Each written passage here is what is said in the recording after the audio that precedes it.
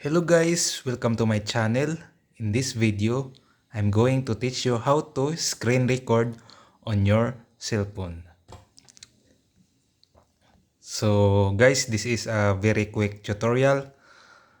First thing to do, you have to go to Settings application. Click this one. Then find the control center. Click the control center. Then find the screen record. So this one. Then you have to click the plus button. Then you are good to go. Exit that one.